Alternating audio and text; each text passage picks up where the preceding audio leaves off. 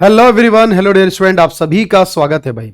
एक नए बैच के अनाउंसमेंट के साथ मैं हाजिर हूं आप लोगों के साथ। और आज हम बात करने वाले इस नए बैच की, जिसकी शुरुआत हम 7 मार्च 2025 से करने वाले हैं। मार्च 2025 मंथ का ये इकोनॉमिक्स स्पेशल का बैच है आपके लिए। रजिस्ट्रेशन की शुरुआत 5 मार्च को शाम 7 बजे से आपकी हो जाएगी। अगर आप तैयारी कर रहे किसी भी एग्जाम की जो कि स्पेसिफिकली पीजीटी से रिलेट करता है या टीजीटी से रिलेट करता है या टीचिंग के किसी भी कैटेगरी से रिलेट करता है, तो उस सब एग्जाम्स को कवर करते हुए ये बैच है आपके लिए, जो स्पेशली अरेंज किया गया है। बेसिकली अब ये कह सकते हैं, और इस बैच में क्या कुछ खास होने वाला है कि आपके बैच आपके काम आने वाला है या नहीं, आपके एग्जाम के लिए जो जरूरी चीजें हैं क्या इस बैच में वो सब कुछ हो पाएगा या नहीं, ये सब कुछ मैं डिस्कस करने वाला हूं इस वीडियो के अंदर। तो चलिए शुरुआत करते हैं इस वीडियो की, और ये जानते हैं कि हम क्या क्या इसमें आपको अवेलेबल कराने वाले हैं।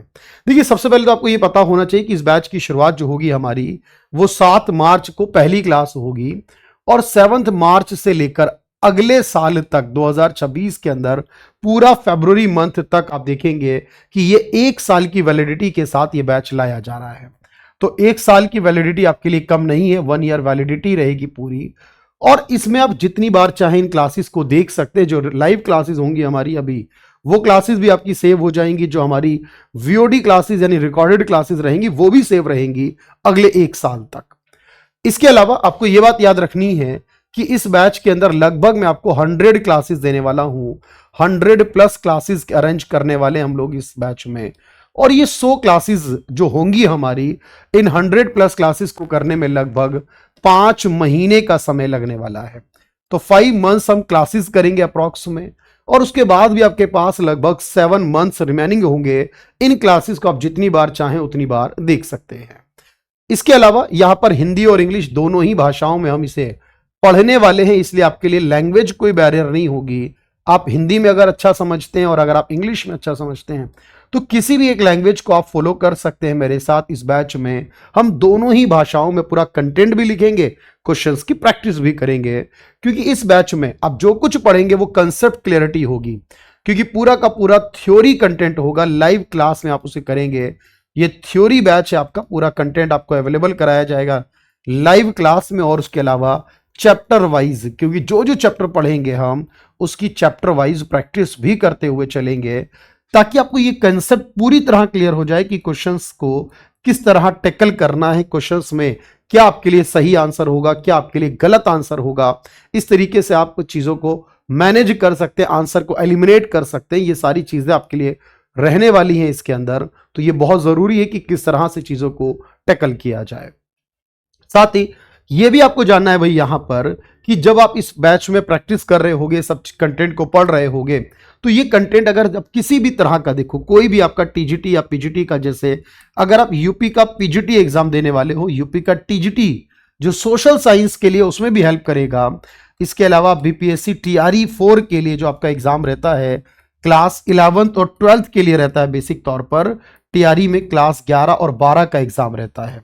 अगर आप कोई एग्जाम देने वाले हो, जैसे DSSB में पीजीटी की वैकेंसी आई हुई है, DSSB पीजीटी का देने वाले हो, या इसके अलावा जो एग्जाम एनवीएस के अंदर आते हैं, एनवीएस की क्लास 11-12 के लिए जो पीजीटी की वैकेंसी आती है, जो केवीएस के अंदर पीजीटी की वैकेंसी आती है, ठीक है।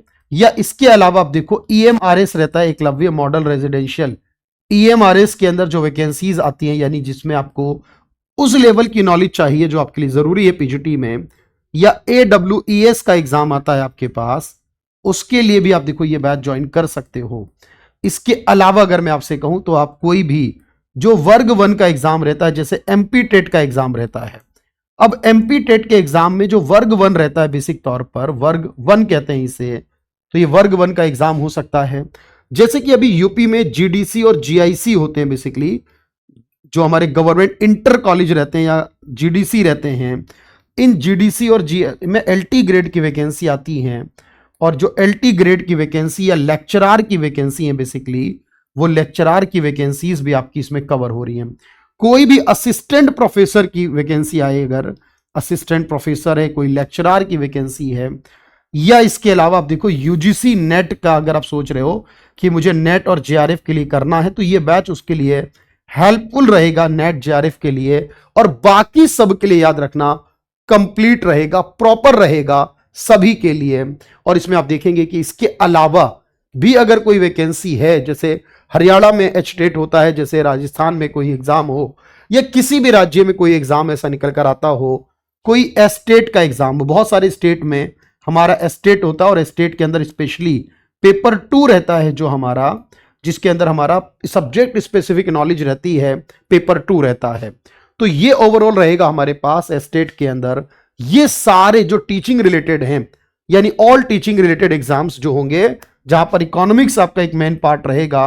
और इसके अलावा टीजीटी एग्जाम्स में, क्योंकि सोशल साइंस होता है, तो सोशल साइंस के अंदर जो इकोनॉमिक्स वाला पोर्शन है, या जैसे बीपीएससी टीआरई का जो क्लास 6 to 8 के लिए हो, या 9 to 12 9th और 10th के लिए हो, वो भी इसमें कवर हो जाएगा। लेकिन उसके लिए कम क्लासेस की जरूरत होती है, यानी आप कुछ क्लासेस देखें और कुछ क्लास स्किप करें तो भी उसमें काम चल जाता है, वो भी ज्वाइन कर सकते हैं। लेकिन अब सवाल ये है कि ये सब कुछ हमें मिल जाएगा इस बैच में, जिसकी शुरुआत हम 7 मार्च को पहली क्लास में करेंगे बेसिकली।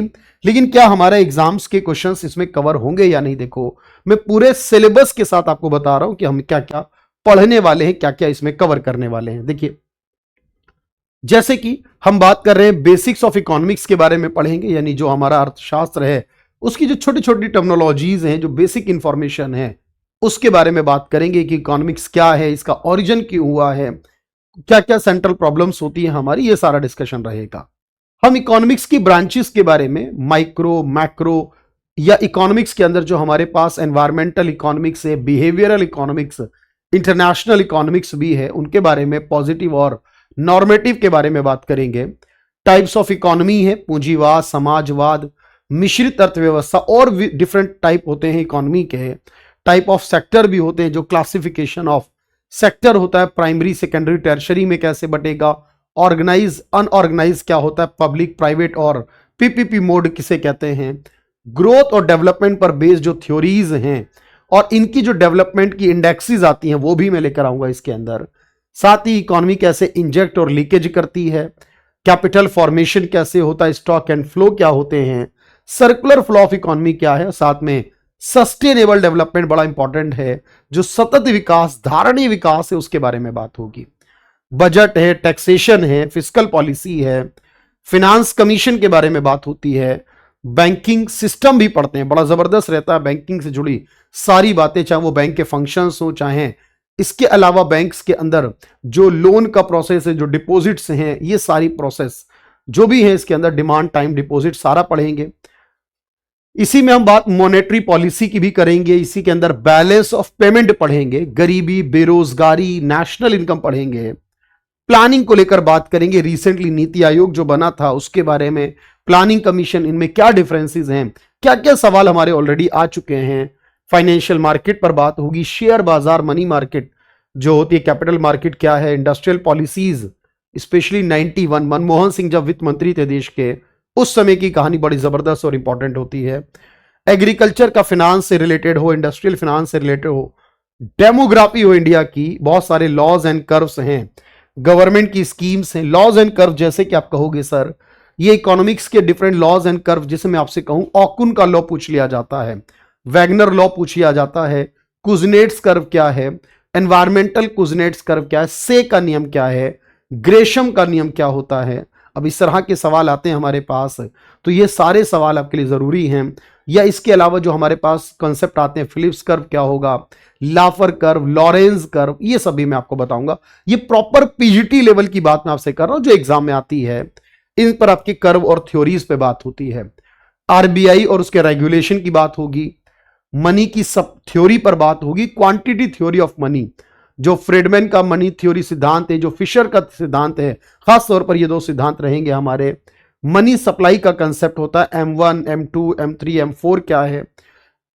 इसके अलावा इन्फ्लेशन है, कॉस्ट के बारे में बात है, रेवेन्यू की बात हमने की है इसके अंदर, ISLM मॉडल, मार्केट के बारे में बात है, इंडिफरेंस कर्व के बारे में बात होगी, production possibility, iso quant curve क्या होते हैं, फॉरेन ट्रेड, फॉरेन रिजर्व क्या है, वेज थ्योरी क्या करती है, कुछ हमारे डिमांड सप्लाई के पार्ट भी होंगे, स्टैटिक्स का पार्ट भी होगा।